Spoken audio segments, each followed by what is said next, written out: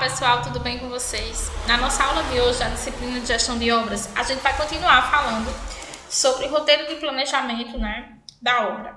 Bom, pessoal, a gente falou na aula passada sobre várias coisas, e terminamos falando sobre a precedência das atividades, A gente comentou sobre duração e depois a gente falou sobre precedência das atividades, ou seja, quem vem antes de quem lá no nosso roteiro da obra, certo? A partir daí, gente, quando a gente definir todas as atividades, através da estrutura analítica do projeto, observar a disponibilidade de recursos que a gente tem, alocados para a nossa obra, onde a gente vai definir a duração dessas atividades, baseadas nisso, e também depois de ver as atividades predecessoras, qual atividade depende de qual, a gente faz a montagem do diagrama de rede, certo?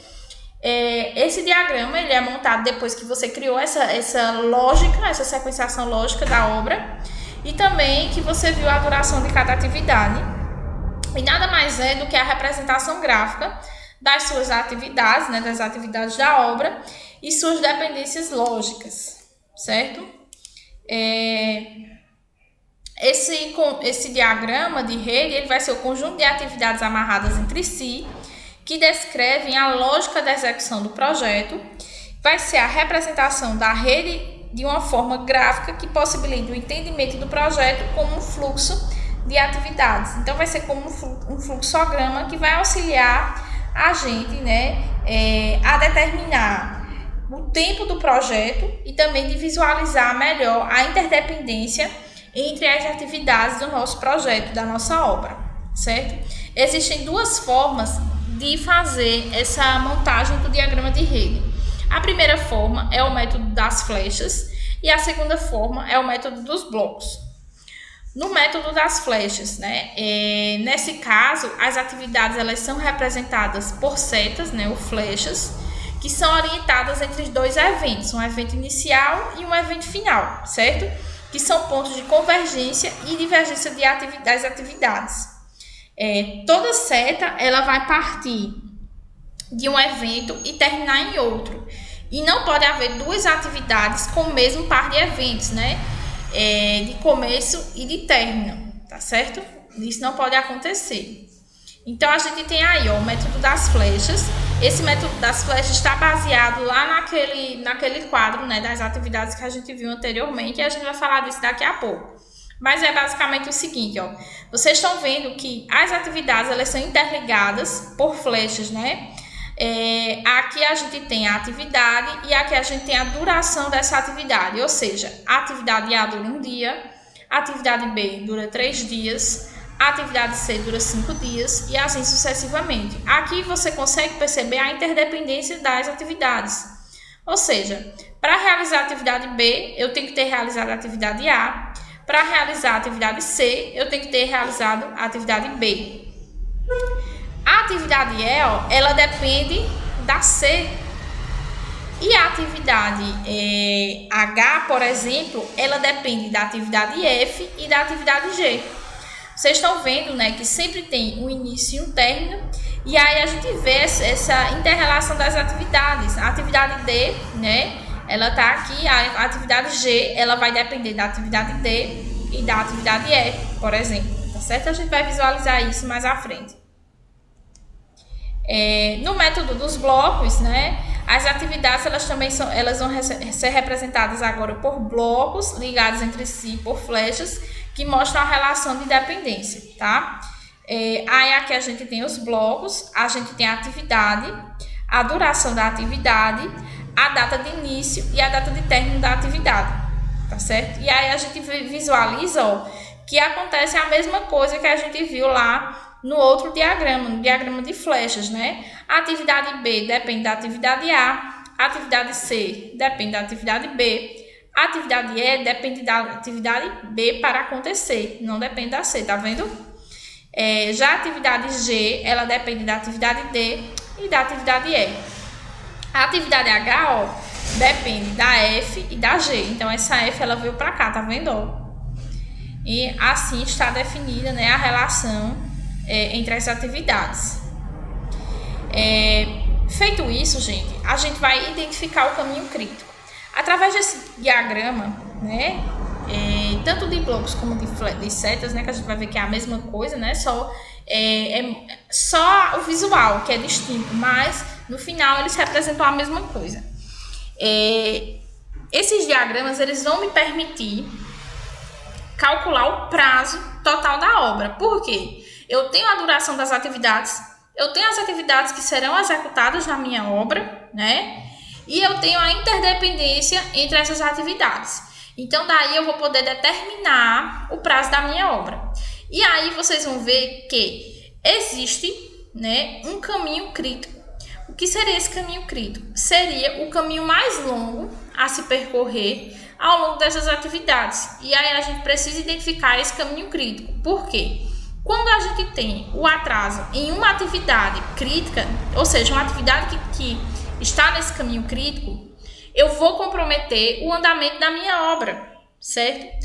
Quando eu atraso uma atividade que não está nesse caminho crítico, esse atraso não necessariamente vai acontecer. Então, eu preciso determinar esse caminho crítico e as atividades nas quais eu não posso atrasar.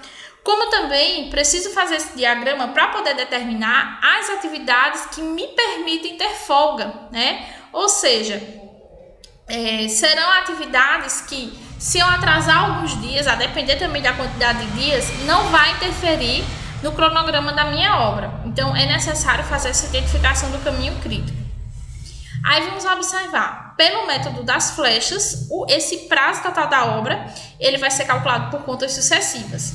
No evento inicial, como por exemplo a gente viu ali nesse diagrama anterior, que é o evento A gente vai dizer que ele começa na data 0, certo? Sempre vai começar na data 0. E essa data, no caso do método das flechas, ela é escrita na parte de baixo do círculo. Em seguida, para cada atividade, a gente vai somar a duração em tempo do evento que deu origem a ele. Por exemplo, eu tenho a atividade A e a atividade B. A atividade A, ela dura 2 dias e ela começa na data 0.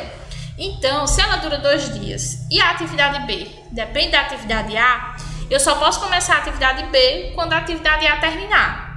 Então, se a atividade A começou no dia 0 e tem duração de 2 dias, ela vai terminar no dia 2. Então, eu vou poder começar a partir daí a atividade B, certo? Quando chegam 2 ou mais flechas ao mesmo evento, prevalece a soma mais alta para o cálculo do caminho crítico, tá certo? Então, por exemplo, naquelas atividades onde a gente viu, por exemplo, aqui, ó, a atividade H, a gente viu que chegava a flecha F, né? Não, aqui no método das flechas, né? Na atividade H, a gente viu que chega a F e a G. E a gente precisa determinar o caminho crítico. O caminho crítico vai passar por F, o caminho crítico vai passar por E, o caminho crítico vai passar por G. A gente vai observar. O que a gente vai observar? O que vai ter uma soma mais alta de dias. Porque justamente esse caminho crítico é o caminho mais longo, certo? Então, sempre vai prevalecer o que tiver uma soma maior. Não precisamos se preocupar muito com isso, porque vai ter uma aula especificamente onde a gente vai aprender, né? Acho que algumas aulas onde a gente vai aprender a fazer esse diagrama, a identificar o caminho crítico e a calcular as folgas também, certo? Então, aí, só repetindo, né? Quando chegam 2 ou mais flechas ao mesmo evento, a gente vai, nessa situação, prevalecer a soma mais alta, pois o evento só estará concluído quando a última das atividades que chegam a ela for concluída, tá certo?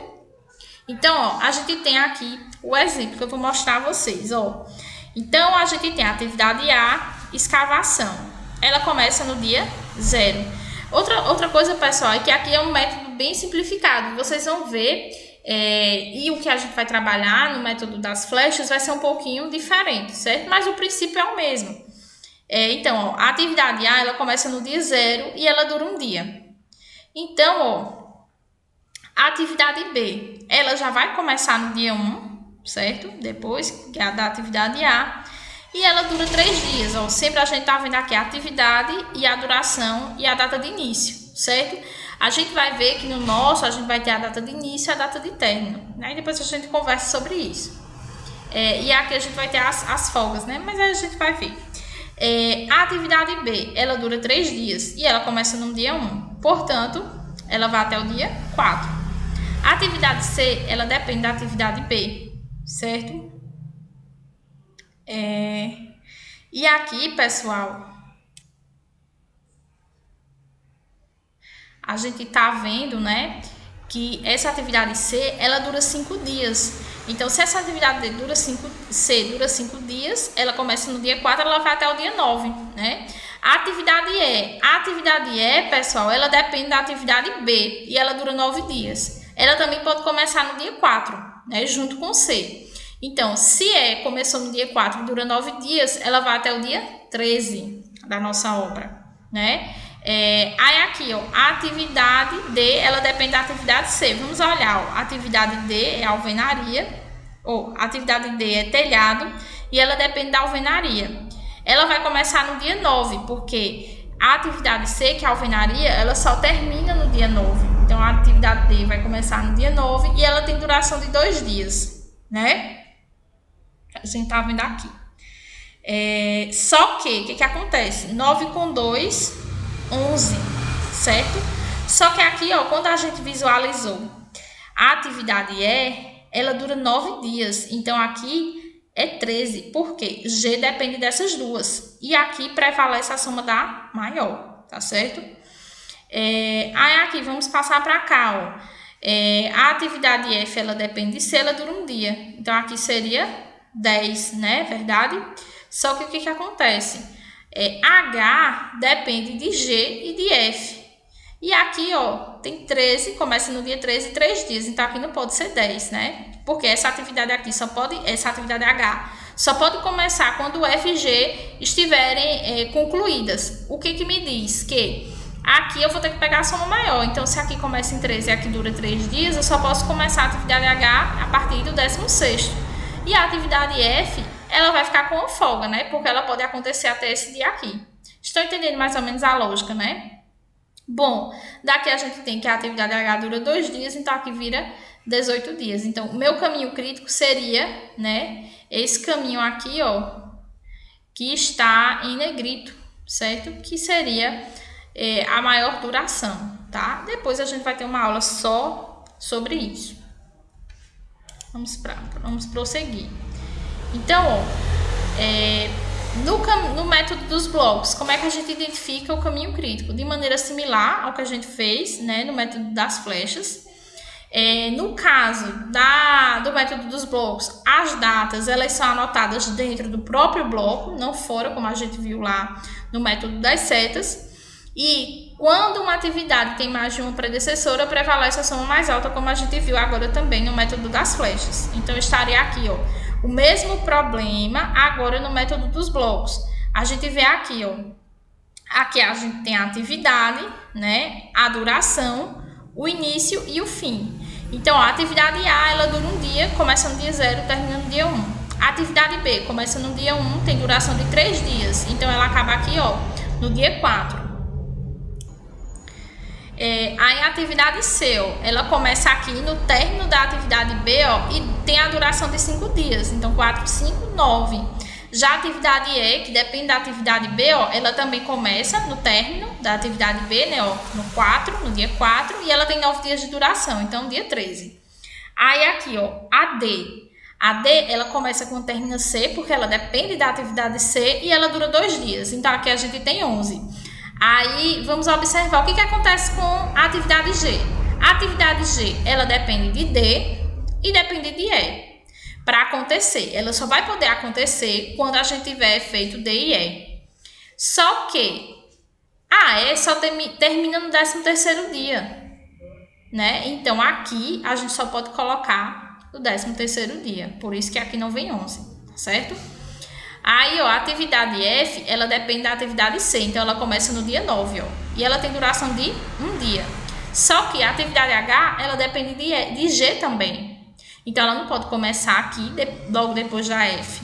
Ela precisa começar quando essas duas estiverem concluídas, por isso que aqui vai o 16, tá certo? Mas o caminho crítico aqui, ó, é identificado da mesma forma. Em resumo, o caminho crítico, ele vai unir as atividades críticas, aquelas atividades que a gente não pode atrasar. Vai ser o caminho mais longo da nossa rede. qualquer atraso em uma atividade crítica vai atrasar o final do projeto. E quando a gente quer antecipar o projeto, o que a gente tem que fazer? A gente vai reduzir atividades que não estão no caminho crítico? Não, porque eu não vou estar fazendo nada, eu vou estar adiantando as outras atividades.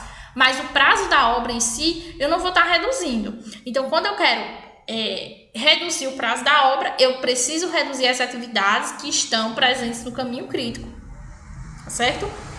Bom, depois que a gente fez esse nosso diagrama, identificou o prazo da obra, né? A gente vai para o cálculo de folgas, né?